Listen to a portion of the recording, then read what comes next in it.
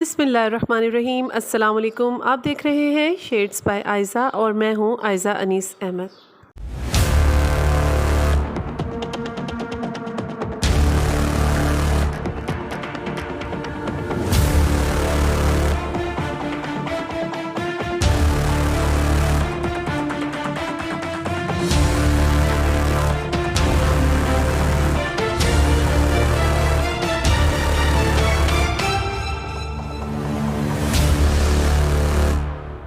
अगर आप तारीख़ से दिलचस्पी रखते हैं तो हमारी आज की वीडियो यकीनन आपको पसंद आएगी, जो दुनिया के सबसे अहम तारीख़ी मकाम और 7 अजायबात में शामिल एहराम मिस्र के बारे में है।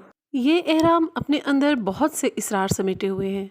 क्या ये एहराम इंसानों ने ही बनाए या इनकी तामीर खलाई मखलूक ने की? कहीं ये एहराम जन्नात की तामीर तो नहीं? ये एहराम ग़िज़ा के अलावा और कहाँ कहाँ हैं? ये एहराम रियाजी और साइंस के ऐसे कौन से सूलों के तहत बनाए गए हैं कि कायनात के साथ इनका एक ख़ास ताल्लुक़ बनता है? क्या ये सिर्फ मकबरे हैं या दरअसल ये दूसरी दुनिया में जाने का दरवाज़ा है? इसके अंदर ऐसे कौन से हैरत अंगेज़ करिश्मे मौजूद हैं जिन्हें जानकर आप हैरान रह जाएं? और ऐसे बहुत से इंकशाफात आप जानेंगे एहराम मिस्र की इस ख़ास सीरीज़ में। लेकिन ये सब मालूमात जानने से पहले अगर आपने अभी तक हमारे चैनल को सब्सक्राइब नहीं किया तो प्लीज़ सब्सक्राइब कर लीजिए। अगर आपको हमारी वीडियो पसंद आए तो लाइक और शेयर भी ज़रूर कीजिएगा। यकीनन आप एहराम मिस्र के बारे में बहुत कुछ जानते होंगे, लेकिन हम कुछ ऐसे इंकशाफात का जिक्र करेंगे जिनसे अभी बहुत कम लोग वाकिफ़ हैं, क्योंकि आए रोज़ इन एहरामों के कुछ नए राज खुलते रहते हैं। तो कुछ नए और पुराने राजों के साथ एहराम मिस्र की ये सीरीज़। कदीम मिस्रियों का अकीदा था कि मौत के बाद ज़िंदगी ख़त्म नहीं हो जाती, बल्कि ये अगले सफ़र का आगाज़ होती है। इसी वजह से फ़राइना मिस्र अपने लिए ये आलीशान मकबरे तैयार करवाते थे, जिनके अंदर उनकी अगली ज़िंदगी में काम आने वाला तमाम सामान, जैसे कि हीरे जवाहरात, मशरूबात, लिबास, बर्तन, आलात, हथियार, जानवर और कभी कभी तो खादिम और ग़ुलाम भी ज़िंदा ही साथ दफना दिए जाते थे। फ़िरौन किसी ख़ास शख्स का नाम नहीं है, बल्कि शाहाने मिस्र का लक़ब था। जिस तरह चीन के बादशाह को खाकान, रूस के बादशाह को ज़ार, रोम के बादशाह को कैसर और ईरान के बादशाह को कसरा कहा जाता था। मिस्र में मिलने वाले सबसे पुराने एहराम की तामीर 4,500 साल पुरानी बताई जाती है।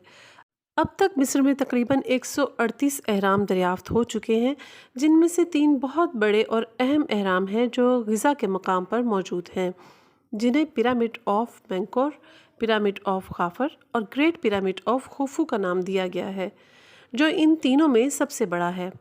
पिरामिड ऑफ मेंकोर के साथ 3 और छोटे पिरामिड्स भी बनाए गए थे, जो खुफू की 3 बीवियों के मकबरे कहलाते हैं।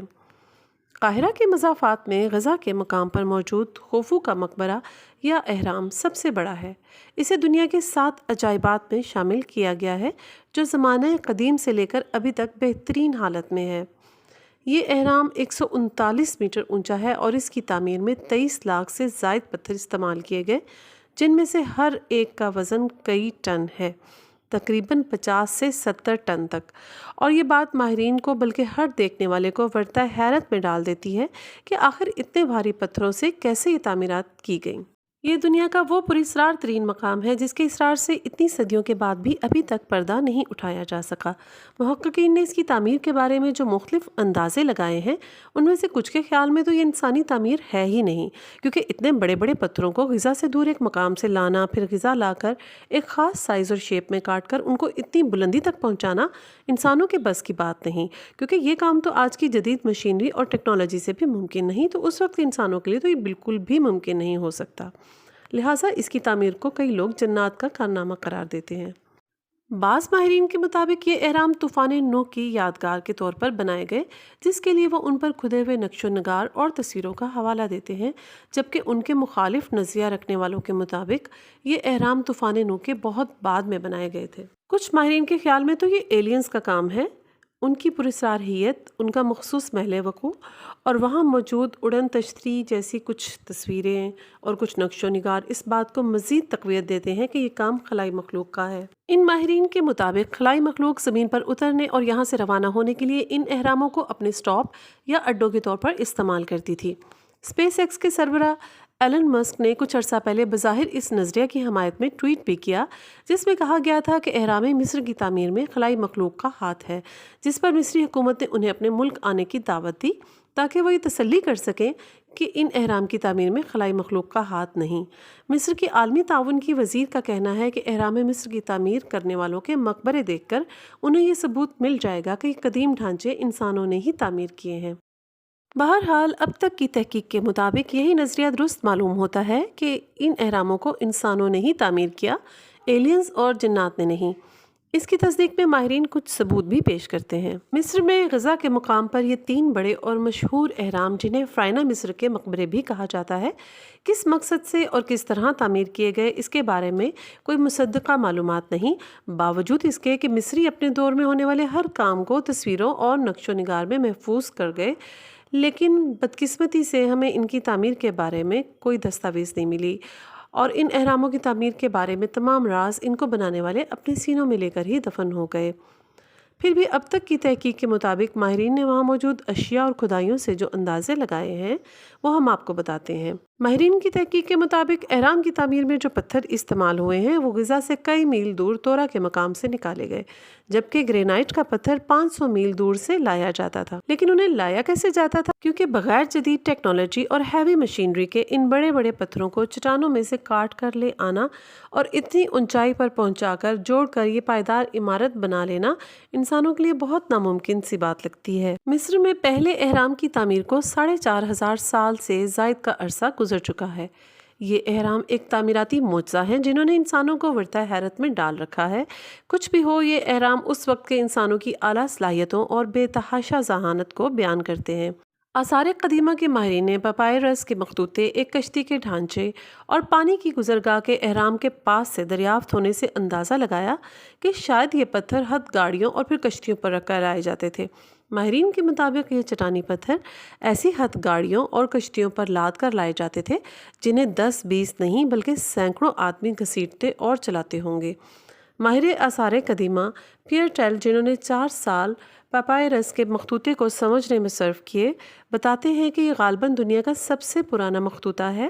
پیئر ٹیل کے مطابق اسے لکھنے والے کا نام شاید میریر تھا اور وہ 40 ملاحوں کے گروہ کا سربراہ تھا، جن کا کام دریائے نیل کے ساتھ بنائی گئی آبی گزرگاہوں سے پتھر ڈھو کر لانے کا تھا۔ خیال کیا جاتا ہے کہ 2 دہائیوں یا 20 سال کے عرصے میں تقریباً 23 لاکھ سے زائد پتھر اسی طرح سے اہرام کے مقام پر لائے گئے۔ اس وقت یہ اہرام پانی کے پاس بنائے گئے تھے اور یہ اس طرح تعمیر کیے گئے تھے کہ ان کا عکس دریائے نیل کے پانیوں پر پڑتا تھا۔ لیکن امتداد زمانہ میں آج یہ اہرام غزہ کی ریت کے ٹیلوں کے درمیان واقع ہیں، بلکہ ریت میں دھنس چکے ہیں۔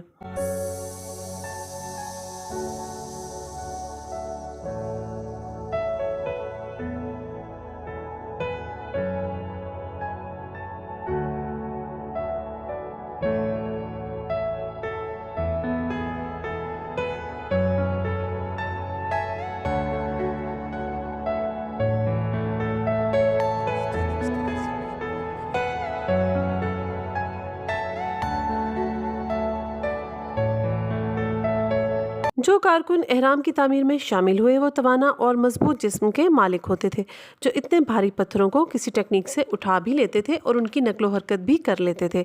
اہرام بنانے والے مزدوروں کے دیہات میں بطخوں، بھیڑوں، خنزیروں اور گائے کی باقیات سے پتہ چلتا ہے کہ یہ اہرام بنانے والے گوشت اور روٹی کا بھرپور استعمال کرتے تھے۔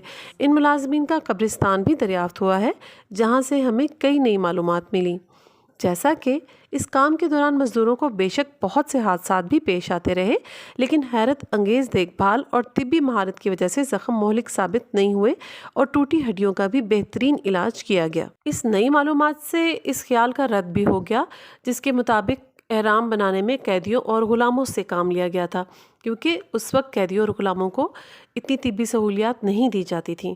اگر اس وقت کے کارکنوں کو اتنی طبی سہولیات دی گئیں تو اس کا مطلب ہے کہ یہ کارکن کوئی خاص تکنیک کار تھے جن کو اس اہرام کے لیے لایا گیا تھا۔ اہرام بنانے والے یہ کارکن ٹیم ورکر بھی تھے اور مختلف اہرام بنانے والے کارکن آپس میں یکجہتی کا مظاہرہ بھی کرتے تھے، جس کا پتہ ان اہراموں کی دیواروں پر موجود تصویروں سے چلتا ہے۔ ان اہراموں کی عجیب اور پراسرار بناوٹ، ان کی تعمیر میں ایلینز یا جنات کا ہاتھ ہونے کے ثبوت اور ان کے اندر کے حیرت انگیز حقائق جاننے کے لیے دیکھتے رہیے اہرام مصر کی یہ خاص سیریز۔ اگر آپ ہمارے چینل کو سبسکرائب کرنا بھول گئے ہیں تو پلیز سبسکرائب کر لیجیے۔ اگر ویڈیو پسند آئی ہے تو لائک اور شیئر بھی ضرور کیجیے۔ اللہ پاک سے آپ کی سلامتی کی دعا کے ساتھ نیکسٹ ویڈیو تک کے لیے اللہ حافظ۔